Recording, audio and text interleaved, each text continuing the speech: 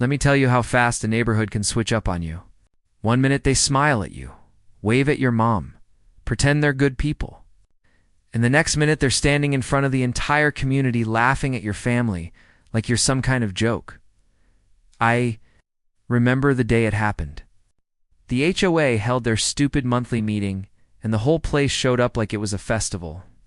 Rich parents with their perfect designer clothes, their perfect golf carts, their perfect fake smiles. My mom stood there quietly, clutching the papers they mailed us, those bogus fines they loved throwing at us every other week. Grass too long. Mailbox too old.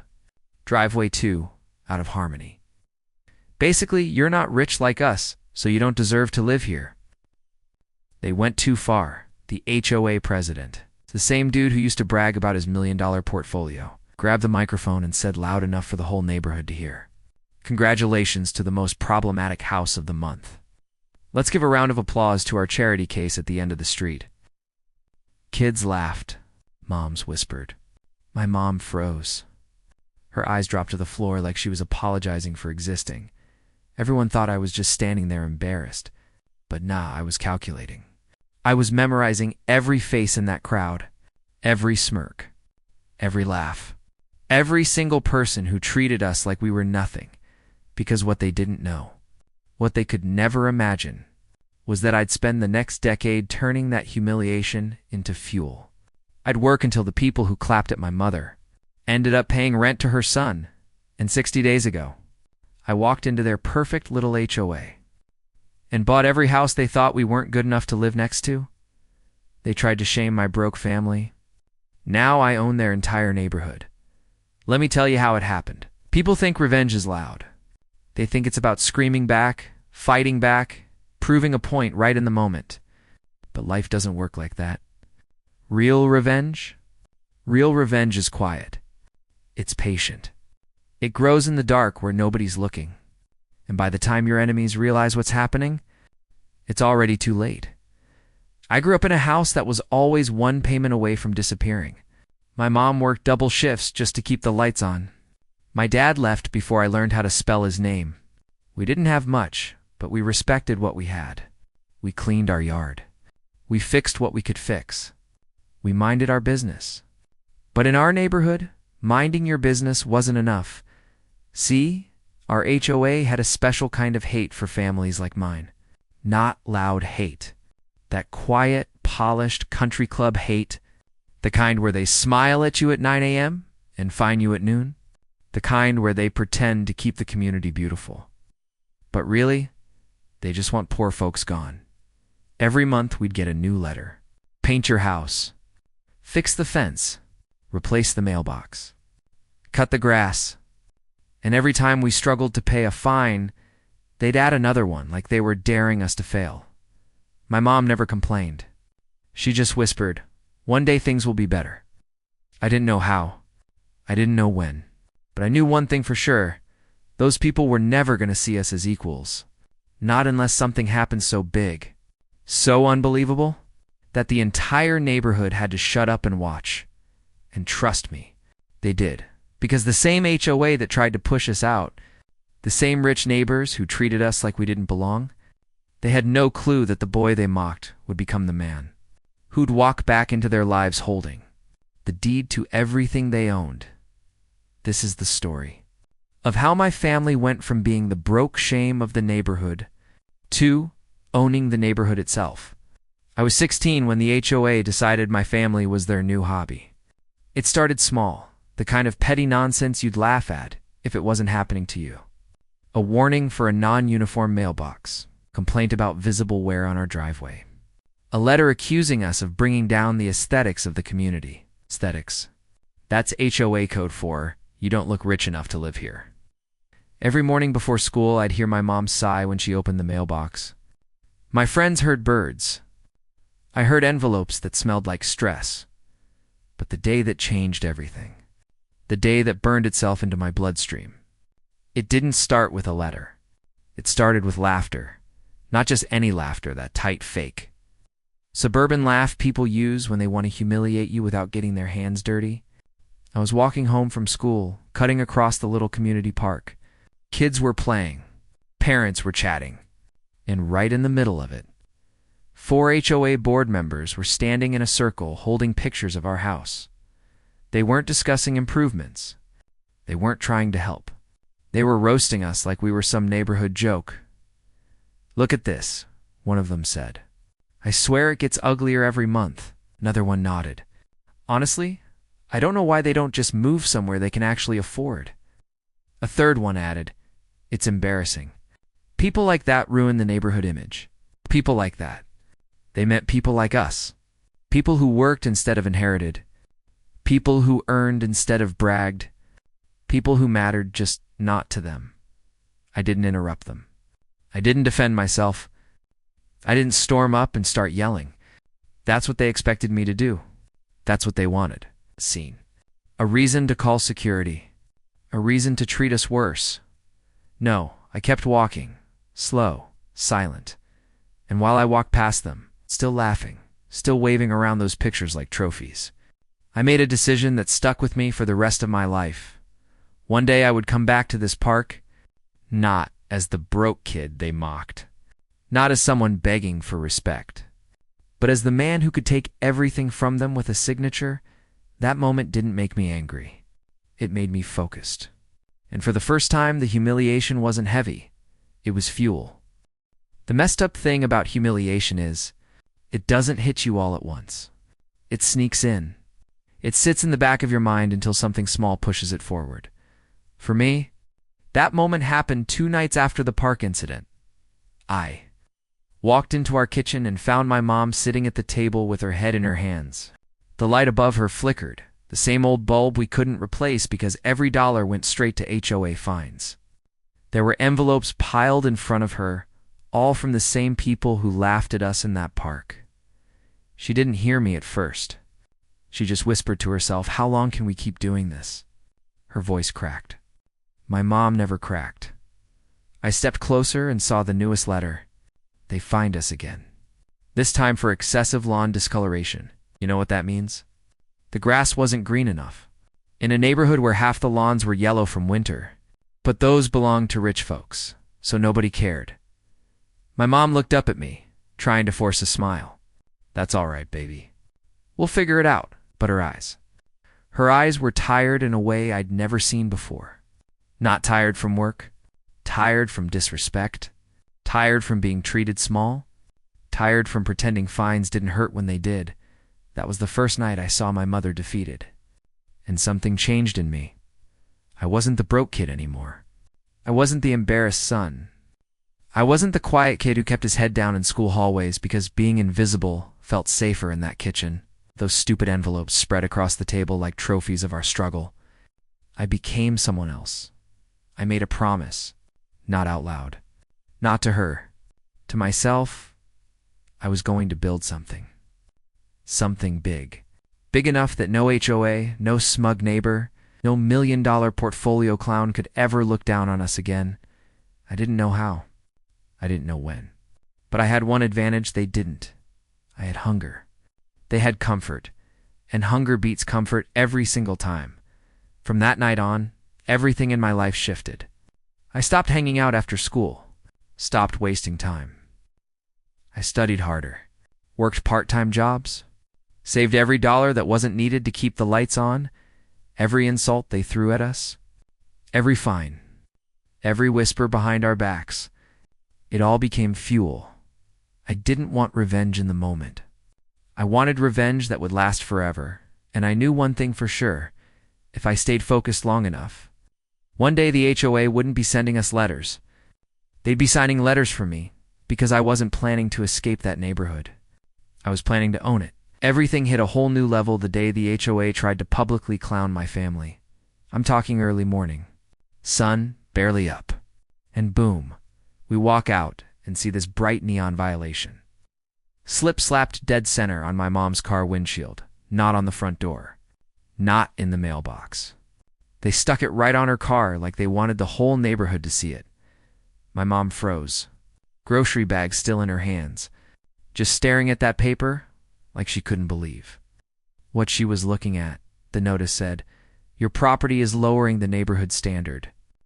Immediate correction required." Lowering the standard? Man. We kept our place cleaner than half the folks on that block. This wasn't about rules. This was straight up disrespect. I didn't explode. I didn't yell. I didn't give that HOA the satisfaction. I just peeled the notice off, walked inside, sat at my desk, opened my laptop. And right then, something inside me switched. If the HOA thought we were broke, if they thought they could embarrass us, if they thought we were easy to push around, I was about to show them exactly who they were messing with. I logged into the LLC I had quietly created months ago, typed up a purchase offer for a house on the same street, and sent it in under a neutral company name. Then I opened a second tab, drafted another offer for another home, also under a different company name. 2 houses, 1 neighborhood, 2 silent moves that nobody in that boardroom saw coming. And guess what? Both offers got accepted, no questions, no warnings, no clue that the same family they tried to shame just bought 2 properties under their noses. When the signatures finalized, when the deals closed, when the money cleared, I pushed my chair back, cracked my fingers, and said, "All right, round 1 is over. Now." I wasn't just a homeowner they could fine. I was a landlord on their block, and this HOA had no idea the storm that was coming next. Now see, buying 2 houses wasn't the real move. That was just the foot in the door. The real play started when the HOA board noticed something was off. Because suddenly, 2 families in the neighborhood were forwarding all official HOA documents. To me, not my name, not my address. Just my LLC email. That alone had them sweating. But the real fun started at the next HOA meeting. I walked in calm. Not loud, not angry. Just controlled. The same people who slapped violation notices on my mom's car. The same people who whispered broke like it was our last name. All of them suddenly got real quiet. One of them finally asked, "You're here for which property?" I slid 2 folders across the table. Both. The room shifted. Chairs creaked. Someone cleared their throat like they were choking. On their own attitude, then I watched the HOA. President, the same guy who treated us like we were a stain on his perfect neighborhood, flipped through the documents, page by page, face dropping lower each time. He finally looked up and said, You own 2 homes here?" I didn't break eye contact. "Not yet," I said. "I own 3. Because what he didn't know was that while they were busy trying to shame my family, I had quietly locked down a 3rd deal that morning, a foreclosure. Cheap, easy, fast, and just like that. I owned more property than half the HOA board combined. The room went silent. Not peaceful silent. That awkward, choking your pride kind of silent. Then the president tried to recover. Tried to act like he still had power. Well, owning property doesn't exempt you from following HOA guidelines. I leaned back slightly and said, "Oh, I'll follow the guidelines. But I'm also rewriting a few." Their eyes snapped up. "Rewriting? Changing rules?" "You can't do that," I cut them off. "According to your own bylaws, any member holding multiple lots can motion for policy amendments.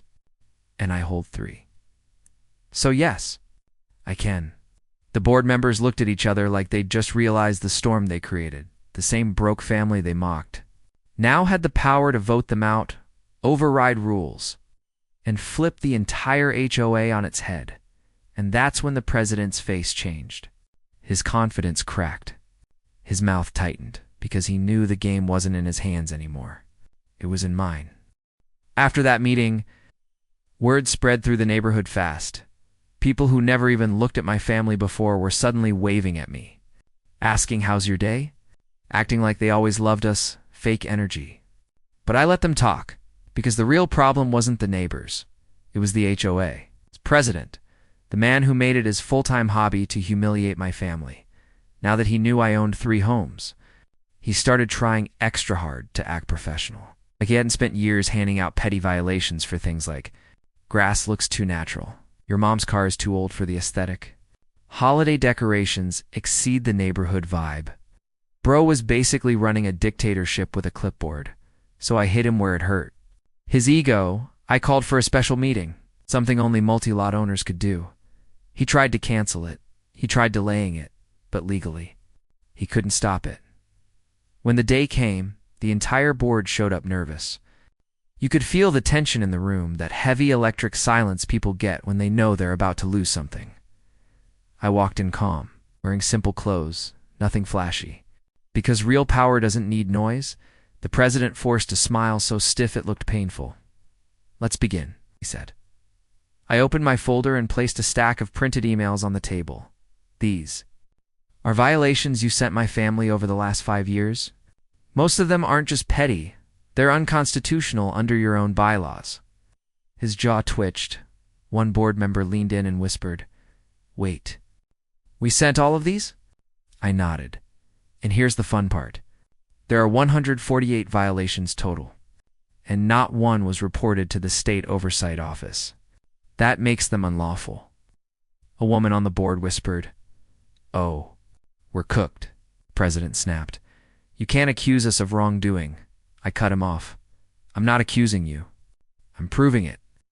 I slid forward the second stack, copies of fines he pocketed, proof of selective enforcement. Screenshots of emails mocking my mother. The board's faces dropped.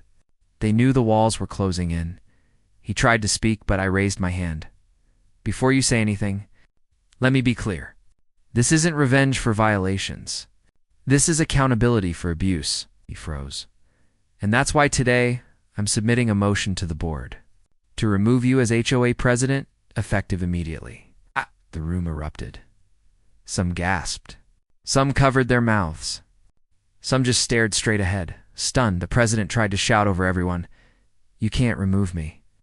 This is my neighborhood." I leaned forward. "Not anymore. And it hasn't been yours for a long time. You just didn't know who you were picking a fight with." His face turned red, the kind of red anger turns into when it realizes it's losing its throne. The board looked at each other, silently agreeing, for the first time ever. They weren't afraid of him. They were afraid of the truth. And that's when they said it. "We vote." To proceed, the president just sat there, silent, shaking, because he finally understood the same broke. Family he tried to stomp on had just taken the first piece of his entire kingdom. The vote was just the beginning. The board scheduled the removal hearing for the next week, but honestly, the president was already finished. He just didn't know how to accept it. That whole week. He went on a panic tour around the neighborhood, knocking on doors, begging longtime residents to stand with him, trying to convince people that I was the problem, even lying, saying I wanted to destroy the community, but every door he knocked on closed a little faster. People had seen the evidence. People had watched him bully families for years. People were done. On the day of the hearing, he walked into the HOA office like a man walking into his own funeral, stiff, sweaty, eyes darting around like the walls were closing in. The board sat on one side of the table. I sat calmly on the other. He didn't look at me. He looked everywhere else. Like I was a ghost he didn't want to acknowledge. The board chair cleared her throat. "Today we're reviewing the misconduct findings. Regarding the sitting HOA president," it raised his voice immediately. "This is a witch hunt. This community needs structure. It needs discipline. I was enforcing standards." I leaned back, calm. "You weren't enforcing standards. You were enforcing your insecurities." He slammed his fist on the table. "You think you can just walk in here and take over everything?" I raised an eyebrow. "You made that decision easy by abusing your position." The board chair held up a document. "These are the results of the internal audit. We found repeated violations of HOA bylaws, misuse of funds, harassment of residents, and selective enforcement." The room went dead silent. His face dropped. His mouth opened slightly, not to argue, but because he finally realized there was no way out. And based on these findings, the chair continued, "We vote for the immediate removal of the president from all positions of authority." His voice cracked. You can't do this. I built this community. I made this place desirable." I leaned forward slowly. "You didn't build anything. You controlled people. There's a difference." He shook his head like a cornered animal. You'll regret this. All of you will. But nobody responded, because threats only work on people who fear you. And his fear power had died the moment the truth hit the table. Security calmly walked him out, not dragged, not forced, just escorted like someone whose office keycard had just stopped working. And as he walked past me, he didn't yell, he didn't curse. He didn't even look angry. He looked small, deflated, like a man realizing the kingdom he ruled was built out of paper. He muttered one thing under his breath as he passed me. "You're going to ruin this neighborhood." I whispered back without even looking at him, "No, I'm going to fix what you broke." And that was it. The tyrant was gone. The neighborhood finally exhaled. But my revenge was nowhere near finished, because removing him from power was just step one. Next, I was going to reshape the entire HOA from the inside and take away every trace of the empire he thought he owned. The day after the president got removed, the neighborhood felt different. People were smiling more. Kids were actually playing outside without someone yelling at them for noise violations. Folks waved at me like I had just pulled a thorn out of the entire community's foot. But behind all that relief, there was a bigger storm waiting, because when the king falls, his loyal soldiers don't just disappear. They scramble. They panic. They look for someone to blame. And they found only one name, mine. By noon, the entire old guard clique, the president's little circle, called an emergency community standards meeting. Basically a pity party disguised as authority. When I walked in, they all sat together, like some cheap courtroom ensemble, whispering, pointing, pretending they still mattered. The vice president, an old guy who treated the HOA like his side hustle for ego points, leaned back and said, "You might have taken him down. But don't think you can rewrite the rules." I smiled at him. Rules only scare people when they're built to punish them. One of the board members, the same. A woman who once left a violation. Notice on a soldier's house the day he returned from deployment, crossed her arms. "You changed the direction of this community without permission." I raised an eyebrow. "You mean I stopped you from bullying people? If you want that direction back, you're going to have a long walk." They hated that. Hated it, because for the first time in years, somebody pushed back and didn't flinch. The vice president slammed a folder on the table. "We're filing a motion to limit your involvement with HOA activities." Slid the folder right back. "You can file whatever you want. I already know what's inside." He froze. "How?" "Because I've been watching all of you from day one." And then I dropped the real bomb. "And I'm not here to limit my involvement. I'm here to take full control." Their faces dropped instantly, fear mixing with denial. "You can't do that," the woman whispered. I nodded slowly. "Oh, I can. Because while you were busy gossiping and handing out petty citations, I was doing the one thing none of you expected." I tossed a stack of documents onto the table, getting the majority of homeowners to sign a petition for complete board restructuring. Silence. The kind that makes the air heavy. The kind that destroys people quietly. The vice president opened the papers with shaking hands. No, this can't be real. It's real. And legally binding you. You manipulated them." "Not at all." I told them the truth. And the truth was enough. Tried to laugh it off, but it cracked in his throat. "That means the entire board can be replaced." "Exactly," I said calmly. "And guess who they want running the new one?" Every single one of them stared at me like I had just stolen the ground from under their feet. Because I did. This wasn't revenge anymore. This was total takeover. And the best part? They couldn't stop a single step of it. The petition moved faster than any of them expected. By the next morning, homeowners were practically lining up to sign off on the new direction. Moms pushing strollers.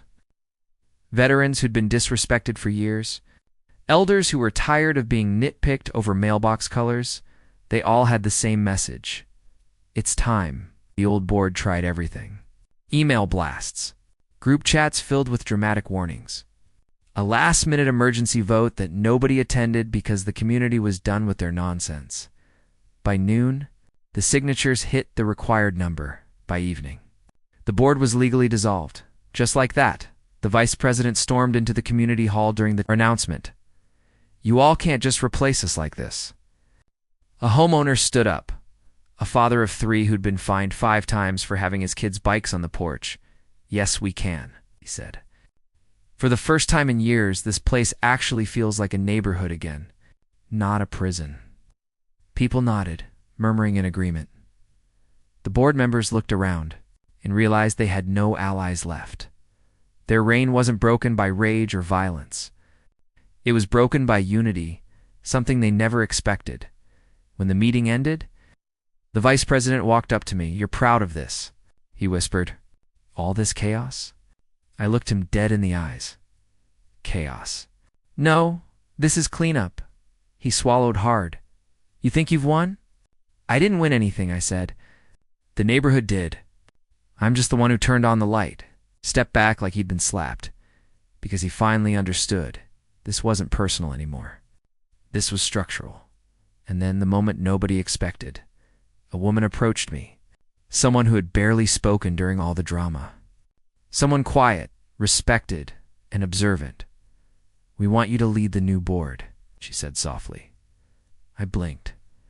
"I didn't plan for that." She shook her head. "You didn't need to. You earned it."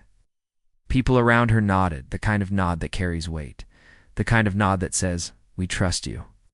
For the first time, I understood something the old board never did. Leadership isn't taken, it's given. And in that moment, the entire HOA handed it to me. Taking over the HOA wasn't the victory. It was just the doorway. Because the moment the new board was announced, the millionaire, the same man who mocked my family, my house, my background, finally showed his true face. He didn't yell. He didn't threaten. He didn't even show up angry. He showed up smirking.